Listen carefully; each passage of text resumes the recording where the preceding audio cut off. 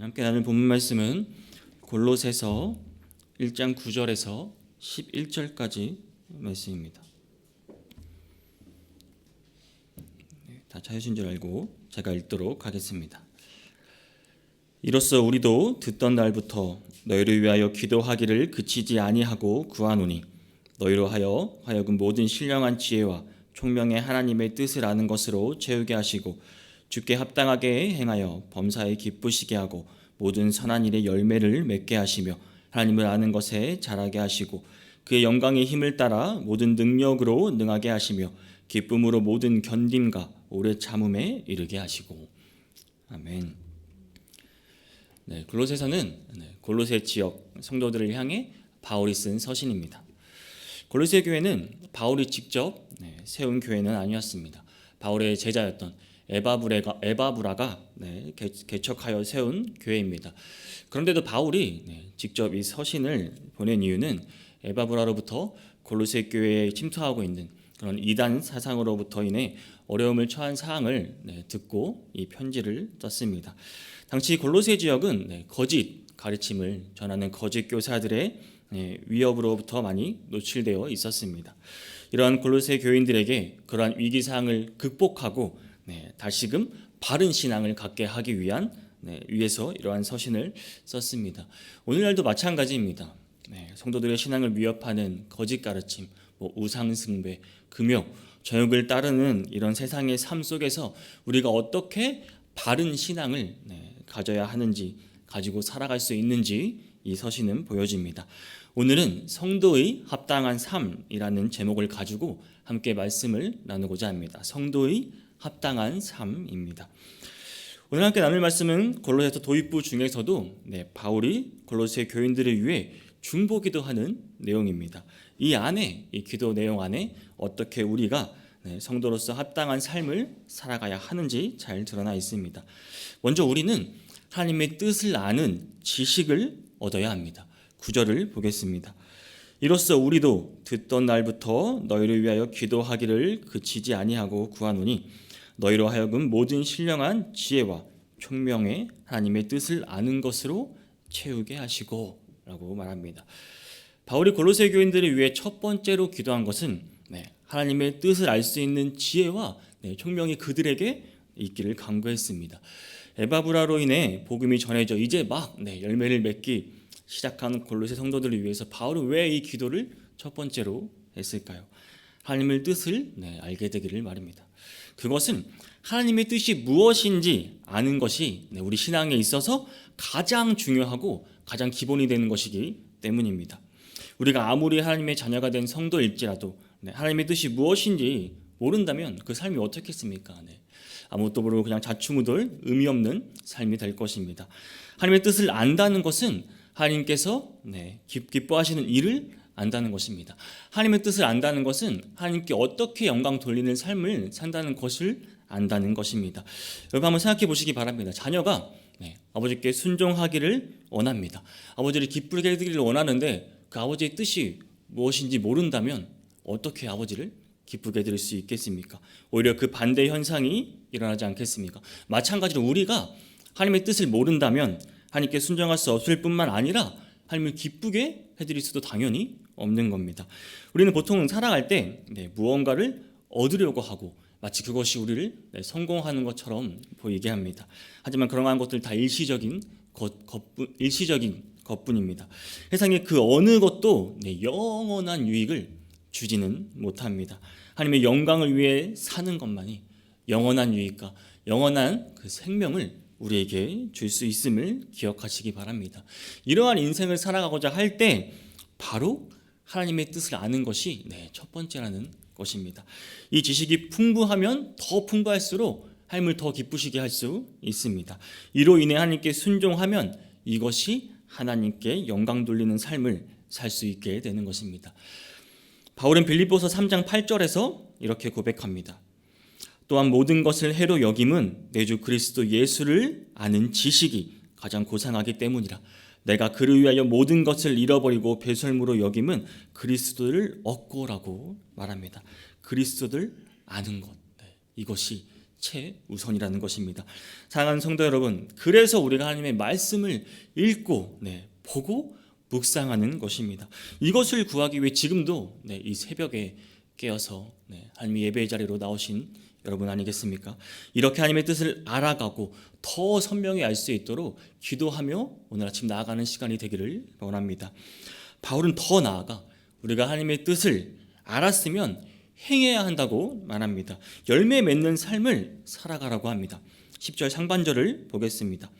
주께 합당하게 행하여 범사에 기쁘시게 하고 모든 선한 일에 열매를 맺게 하시며 라고 말합니다. 바울은 골로새 성도들이 하나님의 뜻을 아는 것에 만족하지 않고 더 나아가서 그 뜻대로 주께 합당하게 행하도록 기도한 것입니다. 우리가 주님 뜻대로 행하여야 하는 이유가 무엇입니까? 하나님께서 우리를 만드신 창조주십니다. 그렇죠? 우리는 그저 한 줌의 흙에 불과합니다. 또한 우리는 불의한 죄인일 뿐입니다. 이런 우리가 하나님을 기쁘시게 하는 것이야말로 얼마나 하나님께 영광을 돌리는 일이겠습니까? 근데 여러분, 우리의 이 마음가짐 또한 머리로만 하는 것이 아닙니다. 머리로만 하는 것이 아니라 정말 우리 마음으로 전심을 다해 하나님을 기쁘게 우리는 해드려야 합니다. 보통 자주 가는 혹시 음식점이 있으신가요? 여러분은 왜 그곳을 자주 가시나요? 되게 맛도 있고 아니면 가격이 저렴해서 가성비가 좋기 때문에 자주 가실 것입니다. 그런데 여기에 빼놓을 수 없는 중요한 이유가 있습니다. 바로 그 친절, 그 봉사, 그 서비스를 받으면 우리는 그것을 기억하고 그 가게를 자주 가게 됩니다. 손님이 들어올 때부터 밝은 미소로 그렇죠. 저희 손님을 맞이해주고 또 우리가 알아서 부족한 반찬이 있으면 가져다 주고 또 필요를 공급해주는 그런 서비스를 받을 때 내가 섬김을 받고 있구나 이런 느낌을 말할 때 우리는 굳이 말하지 않아도 그 가게를 다시 가게 됩니다. 저희 사역자들도 자주 가는 한 중국집이 있습니다. 사장님께서 정말 매우 친절하세요. 저희를 잘 맞아주시고 코로나 상황에서 융통성 있게 또 저희를 잘 맞아주시고 심지어 시키지 않은 서비스까지 저에게 주십니다. 당연히 또 가죠. 마치 VIP 같은 그런 섬김을 받는 느낌을 받으면 우리는 거기를 또 가게 됩니다. 마찬가지로 우리가 주님의 뜻을 따라 우리가 주님을 향해 그 전심으로 행할 때 하나님께서 우리를 보실 때 얼마나 그것이 더 큰 기쁨이 되겠습니까? 우리에게는 아는 것과 더불어 그것을 우리가 진심으로 행하는 것이 중요하다는 말입니다. 사랑하는 성도 여러분, 주님의 뜻을 알기만 하면 무엇합니까? 아는 대로 행하지 않는다면 그것을 아는지 모르는지 아무도 모릅니다. 내가 말로 표현하지 않고 행동으로 표현하지 않으면 그냥 나만 알고 있는 거예요. 그것은 아는지 모르는지 알 수가 없는 것입니다. 주님의 기쁨이 되기를 원하신다면 주님이 여러분이 드릴 수 있는 주님께 드릴 수 있는 최상의 섬김을 드리시길 바랍니다. 그것이 곧 하나님의 뜻을 알고 행하는 삶인 것입니다. 요한일서 2장 17절은 이렇습니다. 이 세상도 그 정욕도 지나가되 오직 하나님의 뜻을 행하는 자는 영원히 거하느니라. 성도님들 모두 하나님의 뜻을 행하며 영원한 주님 품에 거하실 수 있기를 바랍니다. 우리가 그렇다면 하나님의 뜻을 알고 행했다면 더 나아가 이것이 지속되어야 합니다. 바울은 10절 하반절부터 11절에 이렇게 말합니다. 모든 선한 일에 열매를 맺게 하시며 하나님을 아는 것에 자라게 하시고 그의 영광의 힘을 따라 모든 능력으로 능하게 하시며라고 기도합니다. 바울은 골로새 성도들이 하나님을 아는 것 그리고 더 나아가 행하는 것 그리고 더 나아가서 하나님의 능력으로 이것을 계속 지속하는 삶을 살아가기를 기도하고 있습니다. 여기에 쓰인 열매 맺게 하시며 하나님을 아는 것에 자라게 하시고 모든 능력으로 능하게 하시며라는 것은 모두 분사로 그러니까 현재 분사로 이게 무슨 말이냐면 계속되는 의미가 있다는 말입니다. 따라서 바울의 기도는 골로새 성도의 신앙에 있어서 하나님의 뜻을 알고 행하는 것이 계속 열매 맺고 계속 하나님을 아는 것을 잘하고 하나님의 능력을 행하는 것이 계속되기를 기도하고 있는 것입니다. 지금 이 순간에도 말입니다. 바울이 이렇게 기도한 이유를 아시겠습니까? 신앙이라는 것이요 한순간에 완성되는 것이 아닙니다. 초신자는 물론 그렇겠지만 오해를 교회 다니고 신앙이 모범이 되는 성도일지라고 해도 이 점은 주의해야 합니다. 하나님의 뜻을 한 번 알았다고 해서, 내가 그 뜻을 한 번 행했다고 해서, 하나님의 능력으로 한 번 행했다고 해서 내가 온전한 신앙을 갖는다는 것이 아니란 말입니다. 신앙을 유지하려면 반복돼야 됩니다. 계속해야 돼요. 간단히 우리가 공부하는 것만 해도 그렇습니다.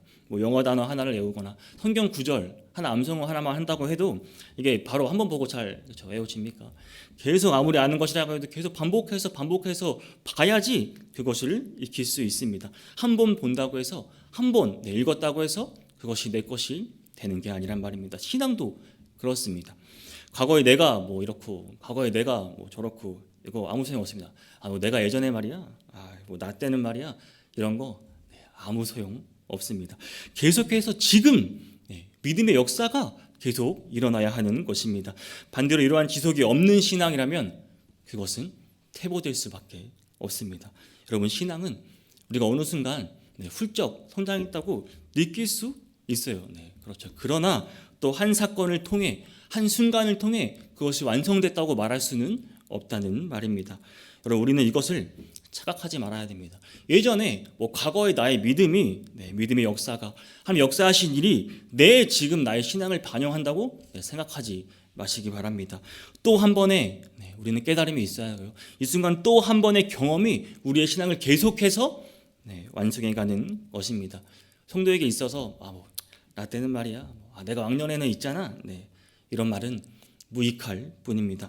아무리 내가 왕년에 뛰어난 경험이 있더라도, 하나님 역사하신 경험을 가지고 있더라도 오늘 또다시 믿음의 싸움에서 승리하지 못한다면 아무런 소용이 없는 것입니다. 사랑하는 성도 여러분, 성도인 우리가 하나님을 닮아가는 이 길에서 성도로서 합당한 삶에 멈춤이란 없다는 말입니다. 오직 계속 지속해서 반복적인 믿음의 성장이 필요할 뿐입니다. 베드로후서 3장 18절입니다. 오직 우리 주 곧 구주 예수 그리스도의 은혜와 그를 아는 지식에서 자라가라. 영광이 이제와 영원한 날까지 그에게 있을지어다. 아멘.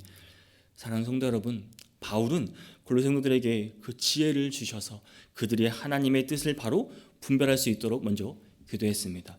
후에 이것은 당시 이단 사상, 거짓 가르침으로부터 남원의 세상에서 그들의 신앙을 바로 잡기 위한 바울의 기도였습니다.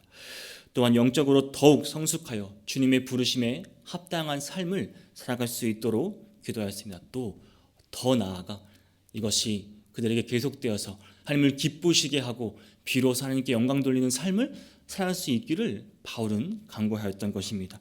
이 기도 응답이 우리 삶에서 이루어져야 하는 것입니다. 우리가 살아가는데 성도의 합당한 삶이 무엇입니까? 바로 하나님을 기쁘시게 하고 하나님께 영광이 되는 삶 아니겠습니까? 오늘도 우리는 깨어서 그래서 기도하며 나아가야 하는 것입니다. 오늘도 우리는 깨어서 말씀으로 다시 하루를 시작해야 하는 것입니다. 오늘도 우리는 깨어서 말씀을 행하는 삶을 살아야 하는 것입니다. 하루하루 새롭게 시작하시기 바랍니다. 과거에 내가 이렇고 어제 내가 이렇고 아무 소용이 없습니다. 오늘입니다.